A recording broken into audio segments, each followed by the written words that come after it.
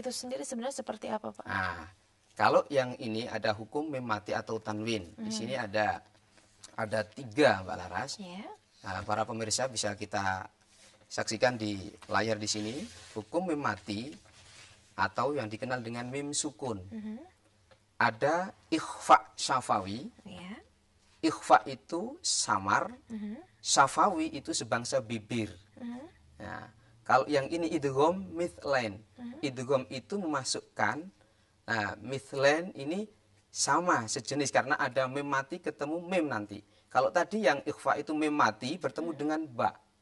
Nah, kemudian kalau yang ini idhar syafawi yaitu jelas. Idhar itu jelas, syafawi sebangsa bibir. Hurufnya apa? Hurufnya adalah selain huruf mim dan ba. Nah, ini hukum bacaan mim mati. Nah, Ya. Bagaimana contoh-contohnya nih, nah Pak? contohnya Contoh di sini bacaannya. bisa kita lihat yang tercover di dalam surat At-Tin itu ada satu hukum bacaan yang bisa kita lihat yaitu idhar syafawi, yaitu mim mati ketemu hamzah. Nah, selain mim dan ba kan tadi ya. Nah, lahum ajrun. Lahum ajrun. Nah, ini mim mati Ya. bertemu dengan hamzah. Berarti cara membacanya harus jelas, harus terang. Nah, itu. Iya, baik. Ya, untuk Anda bisa bergabung di line telepon 0800 140 30 46. Itu adalah nomor telepon bebas pulsa kami. Namun setelah jeda berikut ini, tentu saja tetaplah bersama kami di Televisi Edukasi.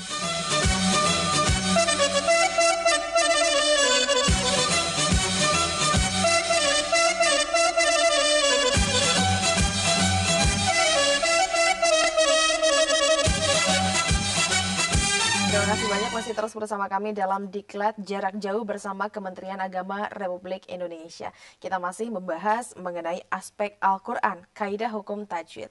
Silakan untuk Anda yang mungkin memiliki pertanyaan seputar topik bahasan kita kali ini, kaidah hukum tajwid, silakan bergabung di line telepon bebas pulsa 0800 140 30 46. Dan setiap pertanyaan yang diajukan nantinya akan diberikan jawaban oleh Bapak Solehudin. Beliau adalah salah seorang widyai suara di Balai Diklat Keagamaan Surabaya. Baik, Pak. Mungkin kita bahas kembali tadi ada mengenai makhorijul huruf, Iya, iya. ya, mengenai cara pengucapan atau dari mana kita bisa mengeluarkan bunyi itu. Iya. Mungkin ada lagi, Pak, yang bisa dibahas. Tadi Bapak baru menjelaskan mengenai bagaimana cara kita mengucapkan huruf to. Bener nggak Oke. tuh? Yang sering ini disulitkan oleh anak didik kita itu Iya. ketika membaca ain. Ain dengan hamzah itu sering tidak bisa dibedakan. Ketika amta lah, sering kita lihat seperti itu, Mbak Laras. Makanya sebagai seorang guru PAI terutama, ini harus benar-benar memperhatikan bagaimana cara membedakan antar huruf itu. Ain itu jelas lebih dalam daripada hamzah. Nah, ketika membaca ain, ini harus lebih jelas daripada hamzah. Kalau hamzah itu lebih keluar. Itu. Tapi kalau ain ini lebih ke dalam lagi. Ain. Nah, Lebih ini di dalam. bisa kita lihat tayangan tadi sini. Nah, ini. Oke. Nah, coba Berarti di dari sini ini. Nah, di sini ain, di sini hurufnya. Ini kemudian hamzah. Nah, ini hamzah di sini. Nah, ini berbeda. Sama dengan kaf dengan waf. Ini anak didik kita juga sering kesulitan membaca antara kaf dengan waf. Nah, ini kaf, ini tadi kan sifatnya saja berbeda. Kalau kaf tadi sifatnya itu hamas, berdesis. Ka. Nah, yang wo ini tidak boleh berdesis. Nah, ini jahr, waf ini. Wo. Ketika membaca begini. Wong, dik, bubak, wo. Wong, dik, bubak, wo. Itu. Kalau ka, kaki, kubak. Nah, ini yang ka. Nah, ini yang sering disulitkan oleh anak didik kita. Termasuk santri saya, Mbak Laras. Saya juga ada banyak santri yang kami bina. Itu memang kebanyakan di sini kesulitan membaca huruf. Termasuk do ini juga. Kemudian shin juga banyak yang disamakan dengan sin. Padahal antara sin dengan shin berbeda. Ini yang shin, ini yang sin. Sin lebih keluar, kalau shin itu antara langit-langit ini, langit-langit dengan pangkal lidah. Oke, baik Pak Ditan, terlebih dahulu sudah ada penelpon. Kita sapa terlebih dahulu. Halo, selamat siang. Sayang sekali terputus, silakan dicoba kembali di 0800 140 3046. Kita masih terus membahas mengenai kaidah hukum tajwid bersama Bapak Solehudin. Beliau adalah salah seorang widya iswara di Balai Diklat Surabaya. Oke, kita lihat kembali mengenai makhorijul huruf. Baik, selain tadi huruf-huruf antara K, ain, ya, ko, ya. Apa lagi Pak yang biasanya kesulitan? Ini kemudian ada po dengan tak. Po dengan tak ini juga sering disulitkan atau kawan-kawan kita atau anak-anak didik kita juga sering kesulitan mengatakan po. Po itu termasuk karakteristiknya kan harus isti'ala.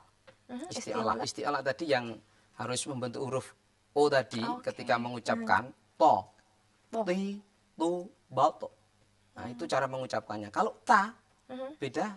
Kalau ta itu hamas. Ta biasa tidak banyak kesulitan kawan-kawan membaca ta, tapi kalau to itu yang harus benar-benar ditampakkan, dan juga termasuk nanti akan kita bahas di kolkolah. To itu termasuk yang huruf kolkolah. Kalau ta tidak.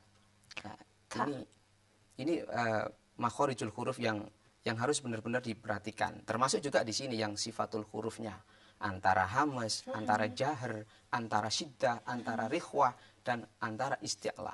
Nah, ini yang benar-benar harus diperhatikan ketika mengajarkan Al-Qur'an kepada anak-anak didik kita, sehingga mereka itu betul-betul fasih ketika membaca huruf, ya, melafalkan huruf, dan juga benar di dalam membacanya. Oke. Sebenarnya pembelajaran mengenai makhorijul huruf ini efektifnya berapa lama sih Pak? Relatif Mbak Laras. Jadi untuk belajar makhorijul huruf sebenarnya tergantung anak-anak didik kita. Kalau anak-anak kita ini cerdas, memang ada yang tidak sampai usia madrasah ibtidaiyah atau SMP, mereka sudah bagus. Saya punya santri itu yang masih di playgroup, masih di TK, di RA, itu sudah bagus bacaannya. Karena itu relatif juga kita lihat, tergantung anak-anak didik kita, dan termasuk yang paling penting sebenarnya itu ruhul asatid, ya, seorang guru di dalam menyampaikan Al-Quran, membaca atau mengajarkan Al-Quran, memang dibutuhkan jiwa-jiwa pengorbanan, jiwa perjuangan, dan keikhlasan. Itu sangat berpengaruh kepada efektivitas pembelajaran Al-Quran itu sendiri. Itu nanti akan kita bahas, ada yang namanya hukum mat, ada dua itu. Yang pertama mat arid lis sukun dan mat lazim kilmi musaqqal. Nah, yang pertama itu yang lebih bagus. Jadi siratal ladzina an'amta 'alaihim ghairil maghdubi 'alaihim waladdallin. Nah, itu mat lazim kilmi musaqqal. Jadi ada mat bertemu dengan syiddah. Nah, makanya panjangnya itu lebih panjang, yaitu 6 harokat atau 3 alif. Makanya yang pertama itu yang lebih sempurna. Nah, jadi kalau membaca mat lazim kilmi musaqqal memang benar-benar harus lebih panjang dan harus ditekan. Waladdallin. Itu penekanannya, tidak boleh waladdallin. Itu kurang. Jadi harus ada penekanannya. Waladdallin. Itu. Cuma tidak boleh terlalu lama menahannya, ya.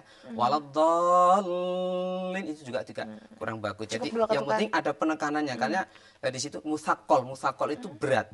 Ya, kilmi itu sebangsa kalimat. Nah, itu Pak Syawaludin di Riau, ya. Bagus sekali pertanyaannya. Pak Syawaludin, terima kasih banyak sudah bergabung. Dan setelah Pak Syawaludin, silakan yang lainnya juga masih ada kesempatan untuk menghubungi kami di 0800 140 3046. Kita masih membahas mengenai kaidah hukum tajwid. Baik, kita lanjutkan kembali. Nah, bagaimana Pak? Kalau ada memang kekurangan dari diri kita sendiri dalam pengucapan huruf, begitu ya? Bagaimana cara mengantisipasinya? Kita harus banyak belajar kepada guru Al-Quran. Dan guru Al-Quran itu tidak sembarang orang memiliki kemampuan untuk membaca Al-Quran. Makanya harus benar-benar selektif ketika kita belajar Al-Quran kepada seseorang. Nah, benar-benar orang itu harus faham dan ahli di dalam Al-Quran itu sendiri, terutama dalam pengucapan dan membaca Al-Quran. Saya belajar Al-Quran itu Mbak Laras mulai kecil ya, kemudian di pondok, kemudian kami pindah ke pondok, itu sampai mentaskih. Makanya belajar Al-Quran itu ada istilah mentaskih. Mentaskih itu membenarkan, mencari kebenaran di dalam baca Al-Quran. Dan memang manusia itu tidak ada yang sempurna ya, tapi kita harus berusaha sejauh mungkin bagaimana membaca Al-Quran itu supaya bacaan kita ini baik, dan harus telaten ya, harus telaten, tidak instan. Memang ada sih cara belajar Al-Quran itu yang instan ya, sampai 2 jam 3 jam bisa. Nah, saya kira juga perlu kita kaji ulang, artinya dalam artian begini, memang ada seperti itu, tapi juga harus lebih banyak kita belajar dan harus. Assalamualaikum warahmatullahi wabarakatuh.